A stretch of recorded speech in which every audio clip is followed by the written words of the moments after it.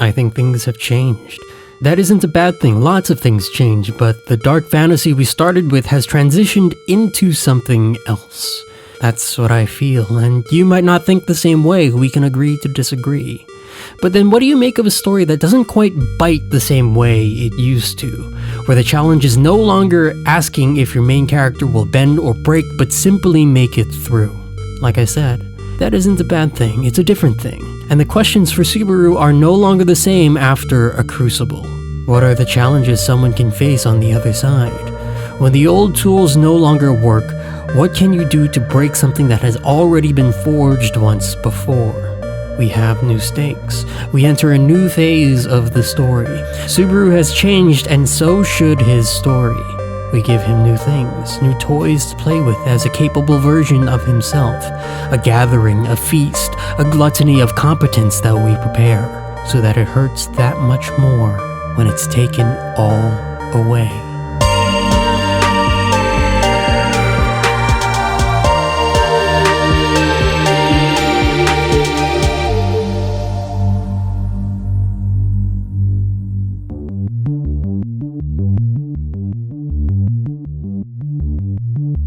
ReZero Starting Life in Another World by Teppei Nagatsuki was originally published as a web novel in 2012, with a light novel in 2014, and an adaptation from Studio White Fox airing in 2016. The story follows Subaru Natsuki, a NEET summoned to a fantasy world, and his adventures in the kingdom of Lagunica. With season 4 of the show in full swing, I thought it'd be good to check in on a story I love, and I have to say, it seems like things are different now. Not in a bad way, but in a way that's worth noting, because the challenges of Season 3, of Priscilla and the Watergate City, I don't think they're the same as what came before. Dawn is the careful character study that defined most of the first 2 seasons, and in its place is an expansion of the world. Like I said, I don't think that's bad. In fact, I think it's a good sign for Subaru as a character. If you watched my previous essays on ReZero, which you should, I think they're very good, you'll know that I think that the arcs covered in the first 2 seasons are very focused on dismantling Subaru as a character.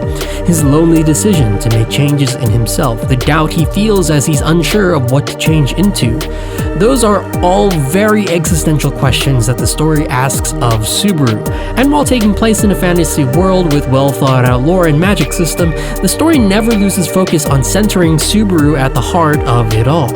I don't know if this is a controversial take, but I'd argue that Season 3, the Priscilla and Watergate City arc, it doesn't quite have the same existential nature as what came before. And it makes sense. Subaru has undergone a tremendous amount of change, and this is the story's way of showcasing that. Before, we had a self-centered protagonist who couldn't function in the world, someone who fancied themselves the main character in a fantasy setting. Before we could focus on that fantasy world, we needed to deconstruct that character, and we did. Subaru sidelined his own ambitions to take care of larger political issues, the white whale, learned not to center himself in various trials, the sanctuary. My take on the show up until this point was that the fantastical world Subaru found himself in was there to fundamentally challenge him as a character, his core, his beliefs. The lore, the politics, that all took a back seat to dismantling Subaru's very sense of self. So here's what changed, at least to me. Subaru has grown significantly since he entered this world.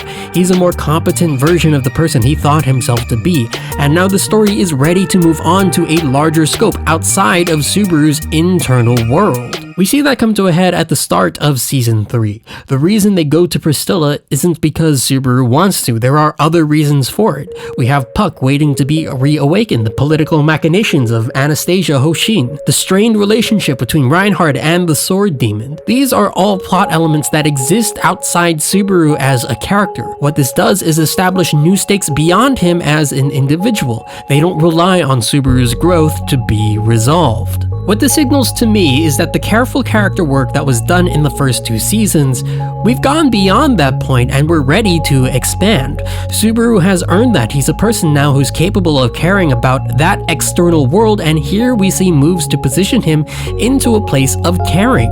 What can he do to support Emilia and her faction? How can he maneuver himself into a better position for the group? even when things start to go wrong. Subaru sees his role not as a hero but as a linchpin. When they first encounter Wrath, Subaru's instinct is to rely on someone else, Reinhardt, to deal with the situation. That might not have been the right choice, but it does show you Subaru's state of mind. He has a specific job he can fulfill, and it's not being the hero of the story. You can see the change in his character from Season 1 clearly here. The high-key kind of terrible person who saw himself at the center of Emilia's world, none of that is present in this version of Subaru. And that's true throughout this entire arc. From dealing with lust, to gluttony, to greed, Subaru positions himself as coordinator, not hero. That seems almost unthinkable for the version of Subaru we knew at the start, but like I said, it's a testament to how much he's changed. As a result, these situations, while dire, don't challenge Subaru in the same way as before. They are not existential threats to his entire being, just obstacles he needs to overcome. The archbishops are a problem. Emilia being kidnapped certainly isn't ideal, but look at the fundamental question these situations ask. They're not the same as before. The biggest threat to Subaru was never death. Return by death makes that trivial, even if it's still horrific. The biggest threat to Subaru was always the specter of regression. Will he go back to how he used to be? The desperate kid trying to make a name for himself after being beat down by Julius. The temptation of Echidna to leave his life in her hands. Those are challenges to the core of Subaru's very character. When you look at the problems of Priscilla and the Watergate City, you'll notice that the challenges Subaru faces lack the same existential bite. Like I said, I don't think that's a bad thing, it's just something worth noting, because I think this part of the story is trying to do something different. Like I said, we've graduated to things beyond Subaru himself. In this arc, we see a diplomat, someone worried about the broader world, and as such, we start to care about that broader world as well. I think we're at an important part of the story where we get to see the outside settings start to affect Subaru in meaningful ways. He has influence now, and we see him influenced by the politicking of the people around him. And to me, what this does is re-establish things. The old tools that used to challenge Subaru don't have the same power that they used to. So now we move on to a different phase where we start sharpening new tools for the story to use against him. How do we challenge this new version of Subaru? Well, it starts by giving him more things to lose. One of the things this arc does is really flesh out the relationship Subaru has with others. From Julius to Anastasia, Reinhardt, and Felt, we begin to see just how important these things are for Subaru now. What would it mean for him to lose those relationships? For him to regress when he's made so much progress? The feeling I got from this arc was always one of anticipation, waiting for the other shoe to drop.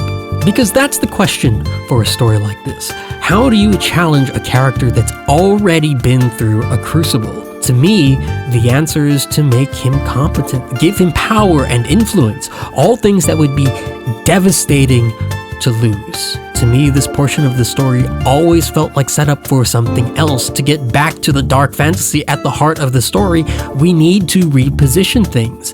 That's why ReZero had to change. I don't see this part of the story as bad for being different. It has to be. Subaru is no longer the broken kid he was at the start of the story, and we need things to build to feel like there's progression. In the same way that I felt Subaru's arc from the first season didn't end until the start of The Sanctuary, it feels like Subaru's arc in Season 3 is only the start of something more. As we enter the Pleiades Watchtower arc, I couldn't help but feel building up to disaster. Something was going to change to threaten Subaru's sense of growth and belonging. I didn't know what would happen, but I was sure of it, and after reading ahead, I can confidently say that my instincts were right.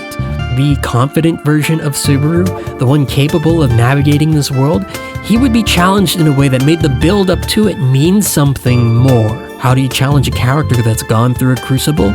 You take that person away and see what's left. Subaru has built up a world around himself, and the question that strikes at the heart of that growth is what would happen if that version of Subaru was hollowed out? I don't want to go into details about what that is, but needless to say, what happens rocks Subaru to his very core. Return by Death is a horrific ability after all, and what happens makes that very apparent once again. But before we get to that point, it's good to reflect on the journey Subaru has been on. He's gone through tremendous growth over the course of the story, and it's easy to forget just how much he had to change to get to the point where he is now. He has only one tool in his tool belt that he uses to make it through, and it's easy to overlook that considering all that he's been through. This is a story about someone who, when pressed on all sides, uses only his inability to give up as a weapon. So, it's a story about not giving up.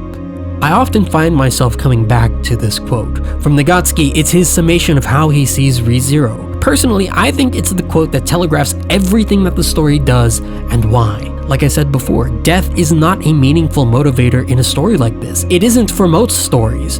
And I think the most clever thing ReZero does is turn that into a feature, not a bug. The only option for Subaru is to keep moving. So if we want to challenge him meaningfully, the question we need to ask is, what would make him stop? The threat of regression. The idea that he could go back to how he used to be. That's what makes this story interesting, what gives Subaru chase. The Pleiades Watchtower threatens Subaru in a way unlike anything he's faced before. It's easy to take this as a story about suffering, and that's even more true as things move along. But suffering as a plot point is only as interesting as what makes a character persevere, and fleshing out that part is just as important. If you take a step back and look at the story as a whole, what Subaru manages to accomplish with his ability seems almost inhuman. He's been through so much that it's easy to think that he has some sort of essence that drives him more than the ordinary person. But at his core is a person that has loved ones that he doesn't want to lose. The greed to keep them all safe, the gluttony to want it all, and the strength not to give in to sloth. In the end, Subaru is not a righteous hero. He has nothing that makes him special in the grand scheme of things. He's just a person who won't give up for the things he loves.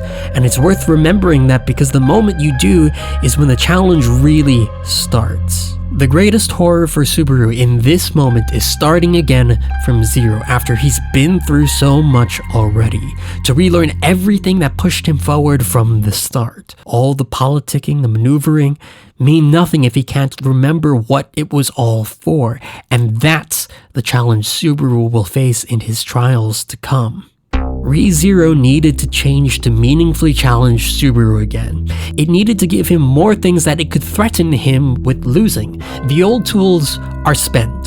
Subaru has grown too much for his old challenges to threaten him in the way they used to, and now we move on to a phase where the story needs to sharpen new weapons. Like Nagatsuki said, this is a story about not giving up, so the challenge Subaru faces have to cut directly at the center of his growth. It's the reason why there was a sense of impending dread for me going through the story, where Subaru seemed so much more competent, awaiting for things to take a turn for the worse. And Nagatsuki finds his way to make things worse for Subaru despite how bad things have already gotten. He has a knack for twisting the knife in unexpected ways. All I can say is that this story makes you ask, what would be the worst thing that could happen to Subaru to threaten his growth? And my answer to that question is make him competent enough to navigate in this world, and then take it all away.